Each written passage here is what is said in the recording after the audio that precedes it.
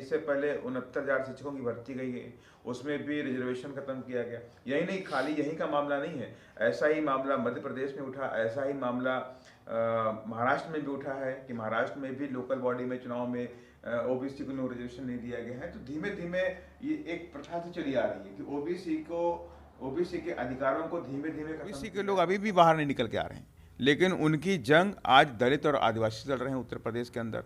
उन्होंने मोर्चा खोला है, सरकार को हलफनामा देना पड़ा, सरकार को सुप्रीम कोर्ट में जाना पड़ा। दलित दस्तक फिर से आ गया है लेकर अपना बहुजन कैलेंडर 2023 का बहुजन कैलेंडर। इस बार के कैलेंडर में होगा बहुत कुछ खास। जानिए उन बहुजन स्थलों के बारे में जो महत्वपूर्ण हैं। बुकिंग करने के लिए दिए गए नंबर पर संपर्क करें या व्हाट्सएप करें।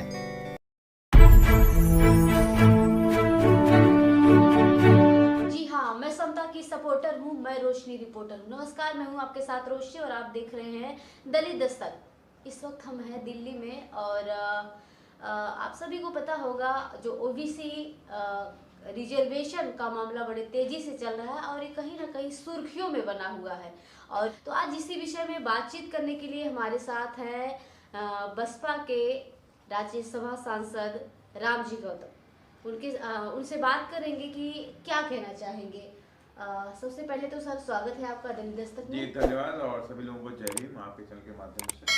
सर ये जो रिजर्वेशन ओबीसी रिजर्वेशन है जो नगर निकाय चुनाव में ये खत्म किया जा रहा है, क्या कहना चाहेंगे, इसको किस नजरिए से देखते हैं आप? देखिए, ये एक पहला हमला है हमारे संवैधानिक अधिकारों को लेकर के कि हमारे संवैधानिक अधिकारों पर हमला सरकार के लोगों ने किया है, सरकार ने किया है और उसके तहत ही ओबीसी का रिजर्वेशन जिला नगर पंचायत, महापंचायत और नगर पालिकाओं में खत्म किया गया। सोची समझी रणनीति के तहत किया गया है। इससे पहले 69,000 शिक्षकों की भर्ती गई है, उसमें भी रिजर्वेशन खत्म किया गया। यही नहीं, खाली यही का मामला नहीं है, ऐसा ही मामला मध्य प्रदेश में उठा, ऐसा ही मामला महाराष्ट्र में भी उठा है कि महाराष्ट्र में भी लोकल बॉडी में चुनाव में ओबीसी को रिजर्वेशन नहीं दिया गया है। तो धीमे धीमे ये एक प्रथा से चली आ रही है कि ओबीसी के अधिकारों को धीमे धीमे खत्म किया जाए और कम कर दिया जाए। ये तो एक सोची समझी रणनीति है। अब ओबीसी के लोगों को जागना पड़ेगा, सोचना पड़ेगा कि उनका हित कहाँ पर है। उन लोगों ने, सारे लोगों ने बहुत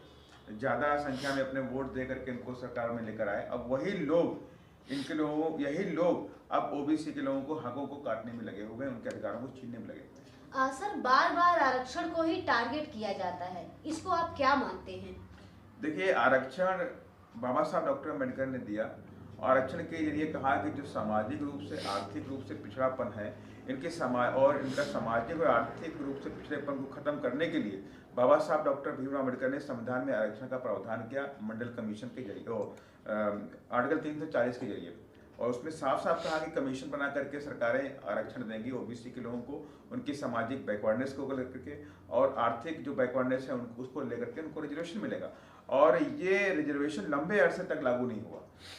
ये तब लागू हुआ जब माननीय श्री कांशीराम साहब ने दिल्ली के वोट क्लब में कई महीनों तक, मानिया बहन जी ने दिल्ली के वोट क्लब में कई महीनों तक वहां पे धरना प्रदर्शन किया और माननीय श्री कांशीराम साहब ने यहाँ तक नारे भी दिए कि वोट से लेंगे सीएम पीएम और आरक्षण से लेंगे एसपीडीएम।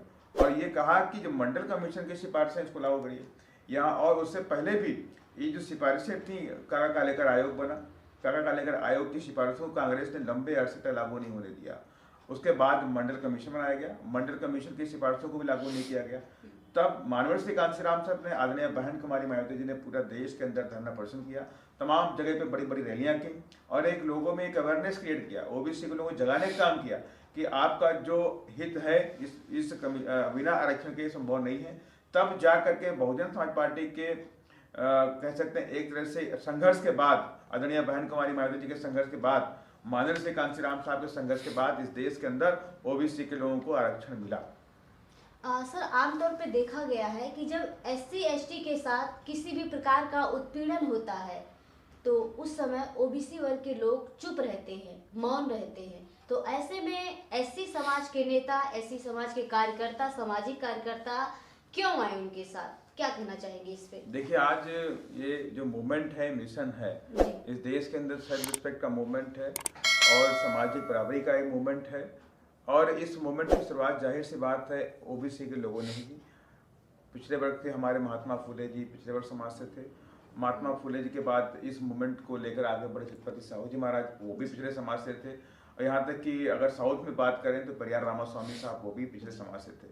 ये इन लोगों ने इस मूवमेंट को आगे बढ़ाया, लेकिन इसको अंजाम तक लेकर कौन गया? इसको अंजाम तक लेकर गए एक दलित समाज से, जो बाबा साहब डॉक्टर अम्बेडकर थे, जो महार समाज से और दलित समाज से थे। वो इस मूवमेंट को लेकर के आगे गए और अंजाम तक लेकर पहुंचे।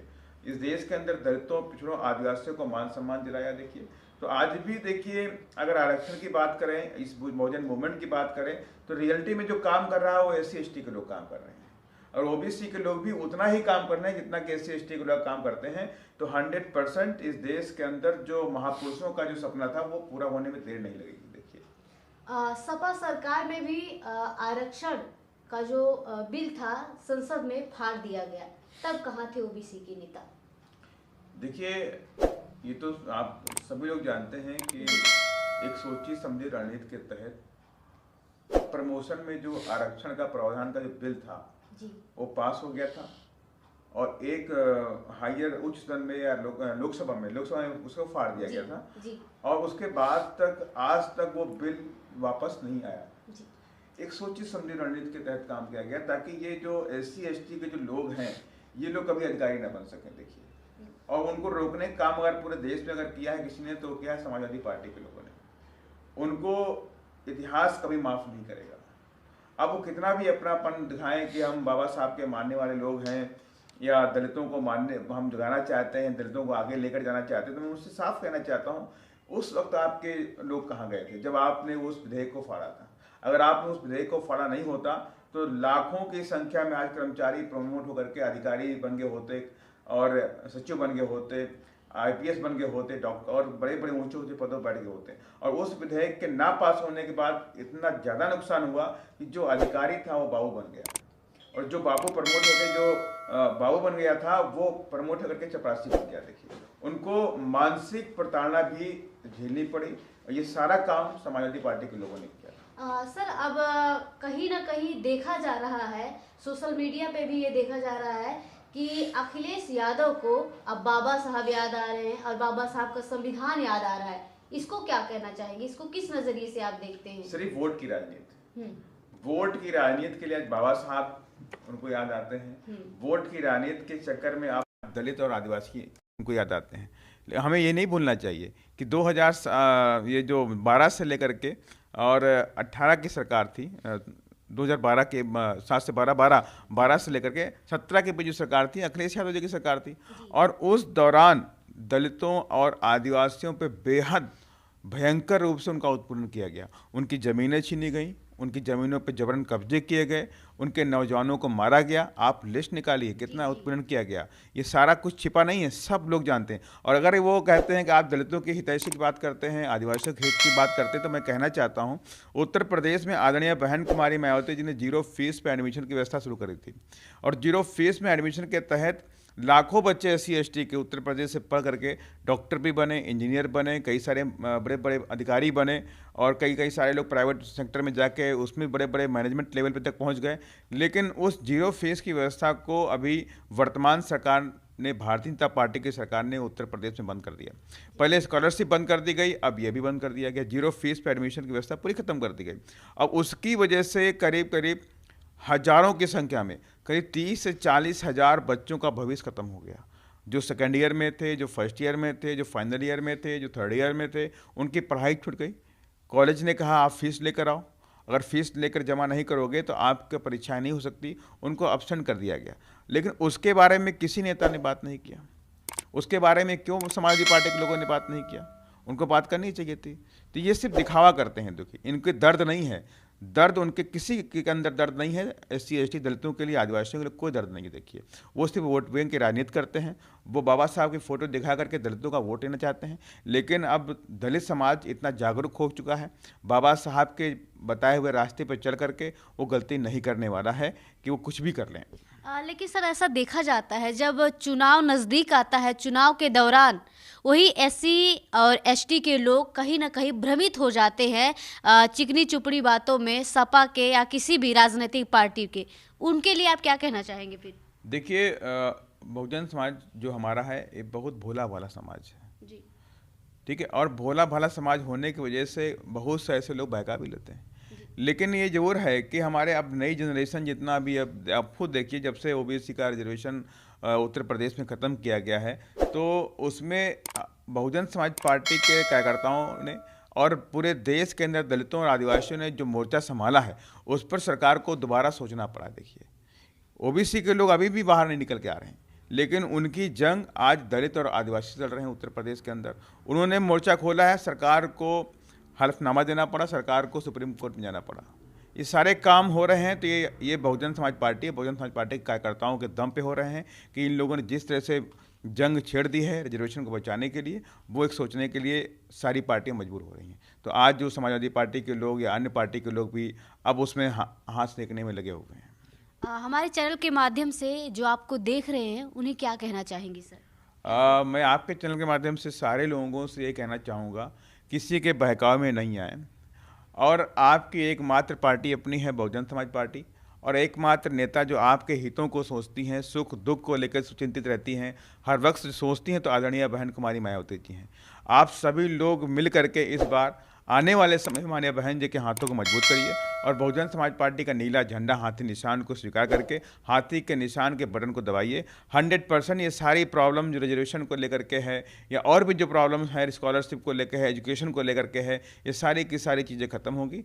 यही मैं आपके माध्यम से कहना चाहता हूँ कि मैं पूरे देश के नौजवानों से कहना चाहता हूँ कि आप ये आह्वान करिए, सत्ता के संग्राम का आह्वान करिए कि आने वाला समय बहुजनों का हो, बहुजन समाज के लोग आगे बढ़ें, दलित आदिवासियों के साथ अत्याचार ना हो, ये सब चीज़ों को सोचते हुए आगे बढ़िए। और इस देश के अंदर एकमात्र पार्टी आपकी अपनी पार्टी बहुजन समाज पार्टी है, जो दलितों, पिछड़ों, गरीबों और माइनॉरिटीज़ के साथ में सर समाज के गरीबों के हित के बारे में सोचती है। इसके अलावा कोई भी पार्टी दलितों पे कोई बात नहीं करना चाहती, आदिवासियों के हक के लिए बात नहीं करना चाहती, पिछड़ों के हक के लिए बात नहीं करना चाहती है। इसलिए मैं आप सभी लोगों से, आपके चैनल के माध्यम से लोगों से कहना चाहूँगा, तमाम नौजवानों से कहना चाहूँगा कि ये वक्त आ गया है अपने संविधान को बचाने के लिए, अपने संवैधानिक अधिकारों को बचाने के लिए। जो संवैधानिक अधिकार, जो संविधान बाबा साहब ने पूरे जीवन भर संघर्ष करके, त्याग, तपस्या, बलिदान दे करके हमको दिए हैं, उनको बचाने का समय आ गया है। और वो बचाने का समय इसलिए है क्योंकि ये समय हमारे, भले ही हम आज कमज़ोर हैं, लेकिन हम ये आपसे कहना चाहते हैं, अगर आप सारे लोग मिल करके अपनी पार्टी के झंडे को उठाएंगे तो 100% हम कामयाब होंगे।